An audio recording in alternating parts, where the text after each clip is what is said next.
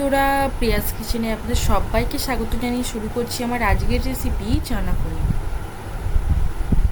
আমি 250 গ্রাম কাবলি ছোলা নিয়েছি। তাতে 2 টুকরো এলাচ, 2 টুকরো লবঙ্গ, 1 টুকরো দারচিনি, 1 চামচ নুন ও হাফ চামচ হলুদ গুঁড়ো দিয়ে 5 থেকে 6টা সিটি দিয়ে নেব।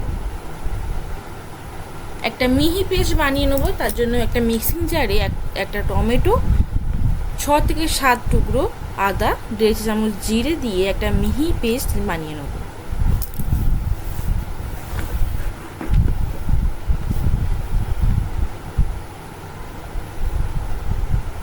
মিহি পেস্ট বানানো হয়ে গেলেই আমি পনির ও ক্যাপসিকাম কেটে রাখবো। এই সময় একটা কথা বলে রাখি, আমি কিন্তু রান্না করার আগে 5 থেকে 6 ঘন্টা আগে কাবলি ছোলাটা ভিজিয়ে রেখেছিলাম, যার কারণে কাবলি ছোলাটা খুব সুন্দর ফুলেছিল। আপনারা আপনাদের টাইমিং অনুযায়ী কাবলি ছোলা রান্না করার 5 থেকে 6 ঘন্টা আগে ভিজিয়ে রাখতে পারেন। এতে রান্না খুব তাড়াতাড়ি হয়ে যায় আর কাবলি ছোলাটা খেতেও হয় খুব ভালো।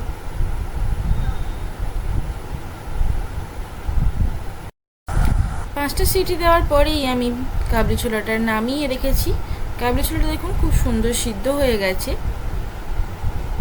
এই সময় ওভেনে কড়া বসিয়ে কড়া গরম হলে তাতে 2 চামচ মতন সাদা তেল দিয়ে দিয়েছি। সাদা তেল গরম হলেই আগে থেকে কেটে রাখা ক্যাপসিকামের টুকরোগুলো দিয়ে দিয়েছি।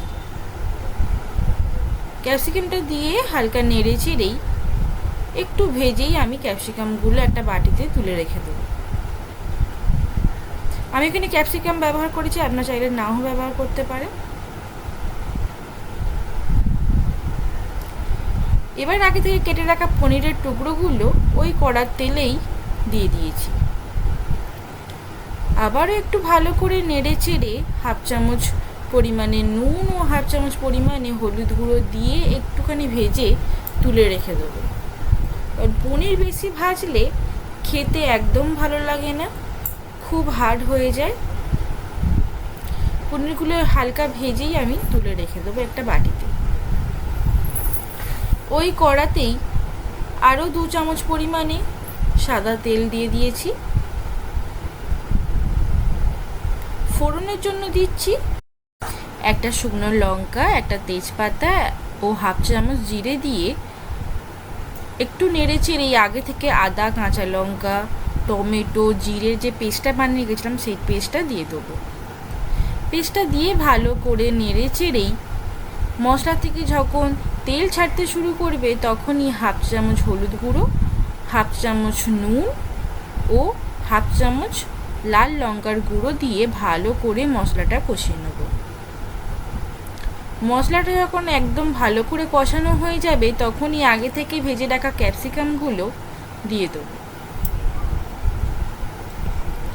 ক্যাপসিকামটা দিয়ে দিয়েছি।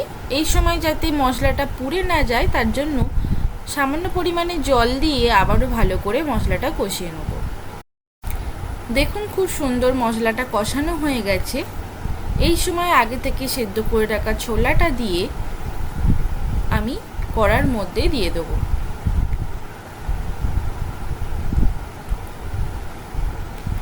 ছোলাটা দিয়ে আবারও ভালো করে নেড়ে চেড়ে আগে থেকে ভেজে রাখা পনিরের টুকরোগুলো দিয়ে দেবো। পনিরগুলো আমি উষ্ণ গরম জলে হাফ চামচ নুন দিয়ে ভিজিয়ে রেখেছিলাম। এবার ঢাকা দিয়ে রেখে দেবো 10 থেকে 15 মিনিটের জন্য। 10 থেকে 15 মিনিট পর ঢাকা খুলে স্বাদ ব্যালেন্সের জন্য 1 চা চামচ চিনি ব্যবহার করেছি। আপনারা চাইলে নাও ব্যবহার করতে পারেন, তবে চিনি দিলে টেস্ট আরও দ্বিগুণ বেড়ে যায়।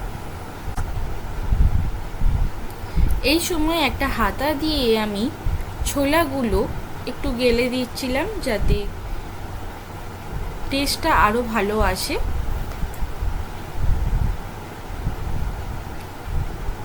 আবারও ভালো করে নেড়ে চেড়ে দিয়ে দেবো 1 চা চামচ চানা মশলা আর সামান্য পরিমাণে ধনেপাতা কুচি দিয়ে ভালো করে নেড়ে চেড়ে ঢাকা দিয়ে রেখে দেবো। গ্যাসের ফ্লেম বন্ধ করে অবশ্যই ঢাকা দিয়ে রেখে দেবো 5 মিনিটের জন্য। যে কোনো নিরামিষের দিনে খুব অনায়াসে বানিয়ে নেওয়া যেতে পারে এই চানা পনির। যে কোনো লুচি, পরোটা, বেবি নানের সঙ্গে খেতে হয় অসাধারণ। আমার রেসিপিটি যদি আপনাদের ভালো লেগে থাকে তাহলে অবশ্যই আমায় কমেন্ট করে জানাবেন। আর আরও নতুন নতুন ভিডিও পেতে আমার চ্যানেলটিকে সাবস্ক্রাইব করতে ভুলবেন না।